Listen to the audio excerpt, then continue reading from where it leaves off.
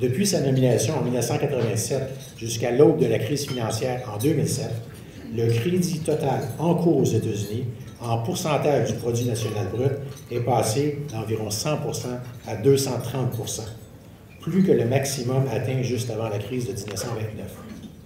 En résumé, la dette des entreprises et des particuliers a progressé 2,3 fois plus vite que la croissance de l'économie durant ces 20 dernières années. La croissance américaine élevée de cette période a été principalement la résultante d'un endettement grandissant. Mais il y a une limite. Une autre façon de voir est de calculer combien ça prend de dette additionnelle pour générer un output de production supplémentaire. Dans les années 50 aux États-Unis, il fallait emprunter 1,50 $ pour produire 1 $ additionnel de PNB. Maintenant, ça prend 6 $ de dette additionnelle pour produire 1 $ de plus de PNB. On approche de la fin de la route de l'endettement comme solution à une économie qui ralentit. Au cours des derniers 20 ans, la production manufacturière, que certains qualifient de la vraie économie, de plusieurs pays occidentaux, dont les États-Unis, a été évidée par des coûts de main-d'œuvre bas en Chine et dans d'autres pays émergents. Une population plus travaillante en Chine et dans d'autres pays émergents, motivée par le désir de se sortir de la pauvreté. Des manipulations de devises afin de maintenir la devise basse en plus de coûts de main-d'œuvre bas. Un manque de vision des leaders occidentaux sur l'importance d'une forte capacité manufacturière et par des régimes fiscaux non concurrentiels en Occident. Avec tout un pan important de son économie disparu ou fortement amaigri, les défis de l'endettement sont d'autant amplifiés. Dans un tel contexte, il serait logique de croire que les taux d'intérêt exigés par les investisseurs obligataires, ou à tout le moins la prime de risque, seraient très élevés. Pourtant, outre quelques pays en difficulté présentement, tels que la Grèce, l'Irlande et le Portugal, les taux d'intérêt sont dans des niveaux extrêmement bas. Ceci ne veut pas dire, par contre, que les marchés demeureront dans un état d'esprit calme indéfiniment. Depuis quelques années, l'augmentation de l'endettement gouvernemental aux États-Unis et ailleurs est extraordinaire. Mais ce n'est rien face à ce qui est prévu se produire au cours des prochaines décennies en raison des tendances démographiques. Lorsqu'un pays se retrouve en position de déficit très élevé, il devient alors très facile pour le fardeau de la dette d'accélérer hors de contrôle, surtout si les taux d'intérêt sont plus élevés que la croissance de son économie. Et tous les pays développés sont plus ou moins dans la même situation. C'est pas beau bien au Canada, c'est encore pire aux États-Unis, mais c'est encore pire en Europe et au Japon en raison d'une démographie davantage déficiente. Ces tendances à long terme de l'endettement ne se produiront sûrement pas, car aucun pays majeur ne pourrait supporter un tel fardeau ni le financer. La question est de savoir quelles sont les avenues possibles qui permettraient d'éviter que ça se produise. Il y en a peu. Ce pourrait être soit que l'économie croisse à un taux accéléré profitant d'une innovation technologique non connue présentement.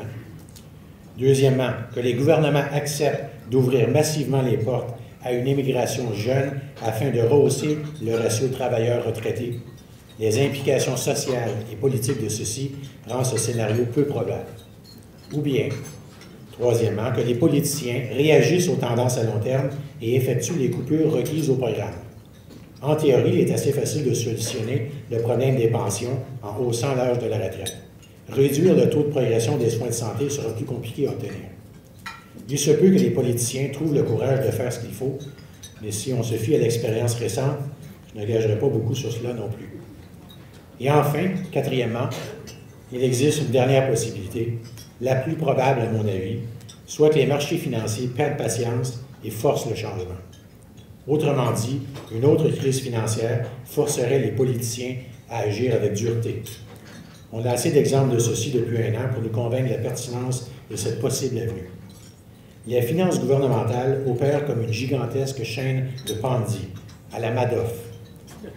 De nouveaux emprunts servent à rembourser les anciens prêteurs, tant que des investisseurs sont heureux d'acheter la nouvelle dette à des taux d'intérêt raisonnables, et ainsi les gouvernements s'enfoncent dans un trou de plus en plus creux. Bien entendu, lorsque les nouveaux prêteurs disparaissent, tout s'effondre. La confiance des investisseurs est fort changeante, et l'euphorie envers une classe d'actifs peut soudainement tourner à la méfiance sans avertissement. Il est difficile de prévoir à l'avance quel sera le déclencheur d'un changement de sentiment. Il existe par contre des signes classiques qui nous indiquent qu'un pays s'approche de la zone danger. Le pays, par exemple, doit avoir recours à des emprunts dans une devise autre que la sienne car les investisseurs ne souhaitent plus prendre le risque du change. Ou que la durée des emprunts diminue car les prêteurs hésitent à prêter à long terme. Ou que les charges d'intérêt représentent un fardeau de plus en plus important du budget gouvernemental. Et finalement, que le pays a atteint sa capacité maximum de taxer. Certains pays sont plus près que d'autres d'atteindre ces limites. Les États-Unis y seront, à mon avis, d'ici 3 à 5 ans. Si rien n'est fait. Les politiciens tentent de blâmer les marchés soi-disant irrationnels qui réagissent de façon exagérée à la crise de l'endettement, rendant les choses encore plus difficiles qu'elles ne le seraient sur une base fondamentale. Mais à mon avis, ce n'est que de la foutaise, car ce sont les fondamentaux qui sont les réels responsables, incluant un profil démographique défavorable et un endettement excessif. En fait, à long terme, il faudrait remercier le marché obligataire de nous éveiller à la dure réalité et à éventuellement provoquer le changement. Il est probable que les investisseurs obligataires joueront un rôle important dans la rébellion à venir des marchés qui forcera les gouvernements à assainir leurs finances. Peut-on espérer quoi que ce soit de favorable venant des pays occidentaux? Le développement assez inquiétant discuté il y a quelques instants renforce le point de vue que les taux de croissance de l'Ouest seront encore plus faibles que généralement prévus, pris d'une part entre le vent de face de la démographie et l'endettement d'autre part. Mais heureusement, il y a lieu d'être optimiste. Pour débuter, les défis de la démographie et de l'endettement peuvent être résolus avec les bonnes politiques. Qui plus est, les solutions sont déjà connues. Il faut maintenant trouver le courage politique de les faire adopter. Mais plus encore, l'Ouest va bientôt commencer à bénéficier de la montée de la classe moyenne de quelques 2 milliards de personnes dans les économies émergentes. Nous sommes conditionnés à penser que nous avons besoin des biens asiatiques, que ce soit pour des produits peu coûteux ou des dollars recyclés. Mais nous sommes moins enclins à penser que les Asiatiques ont besoin de nos biens ou services. Mais ça s'en vient et vite.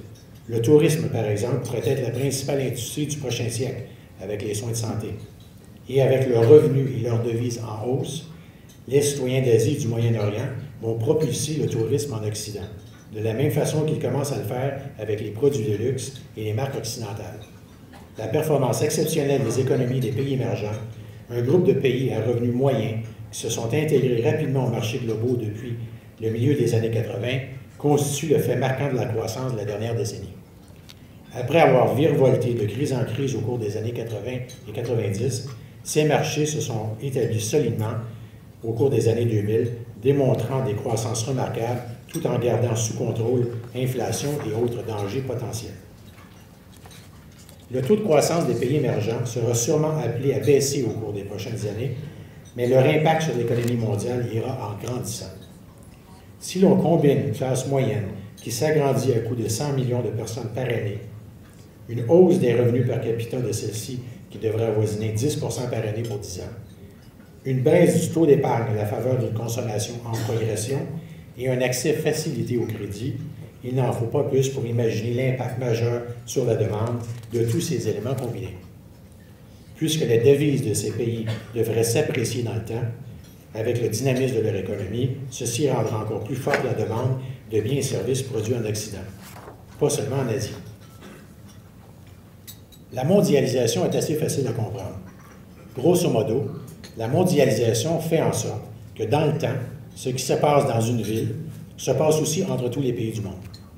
Par exemple, si vous êtes un avocat corporatif d'expérience à Montréal, votre taux horaire ne peut excéder significativement celui d'un autre avocat de même calibre à Montréal ou celui de la moyenne des avocats comparables.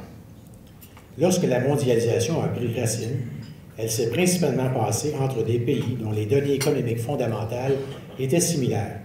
Le coût de production d'une paire de souliers aux États-Unis n'était pas trop différent de celui en Italie.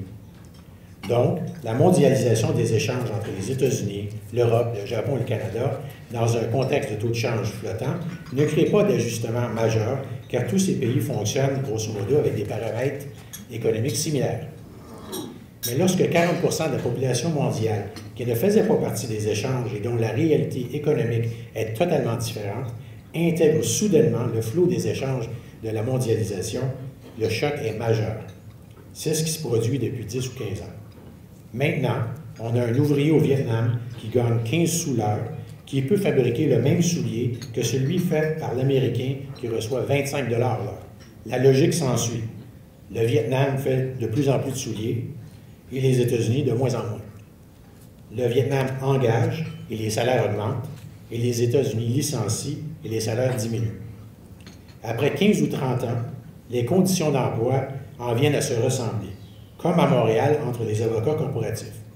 Sauf qu'avec les pays émergents économiquement, ça touche 40 % de la population mondiale. Les grands bouleversements économiques et par conséquent politiques des derniers 10 ans et ceux des prochains 25 ans seront principalement dus au rééquilibrage des forces économiques entre les pays. Une moyenne plus stable sera obtenue au terme de ce processus. Les pays émergents gravitant à la hausse vers cette moyenne et les pays occidentaux vers le bas. Dans 25 ans, les disparités dans les heures travaillées, la rémunération, les conditions de vie, la richesse per capita devraient s'amenuiser grandement par rapport au niveau actuel. Les marchés émergents représentent actuellement quelques 6 % des portefeuilles d'équité. Nous croyons que cette part pourrait passer à 40 % d'ici 10 ans.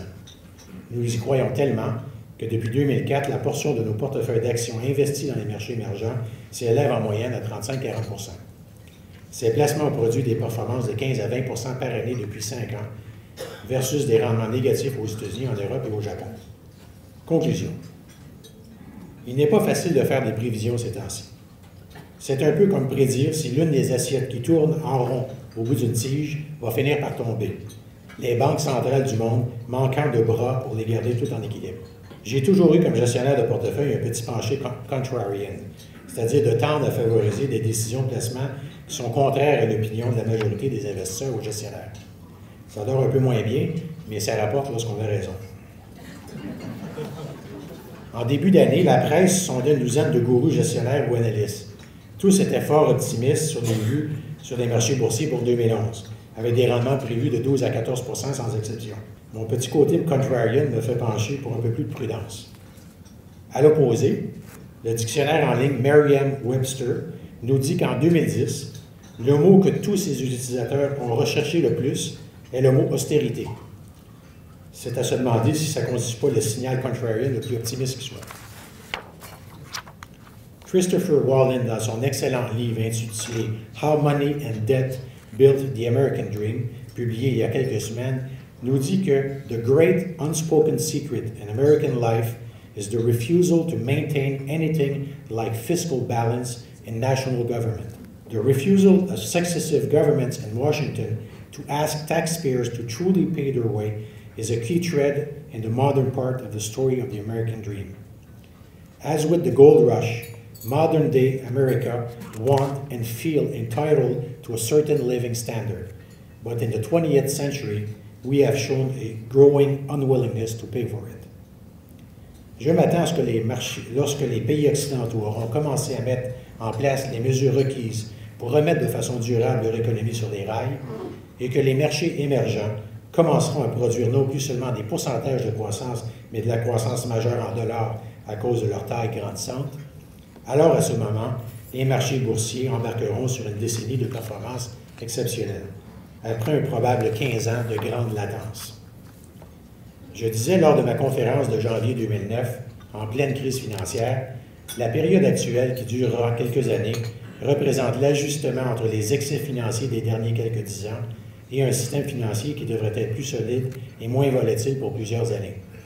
Je crois qu'au sortir de la crise actuelle, un nouveau souffle d'optimisme pourrait régner, qui sera reflété par un dynamisme renouvelé des marchés boursiers.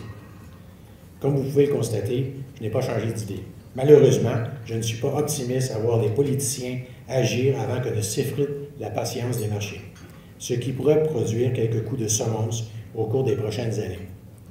Winston Churchill a déjà dit qu'on pouvait compter sur les Américains pour faire la bonne action, après qu'ils aient épuisé toutes les autres. Et il risque d'avoir raison une fois de plus. Mais ça viendra, j'en suis convaincu. Merci de votre attention.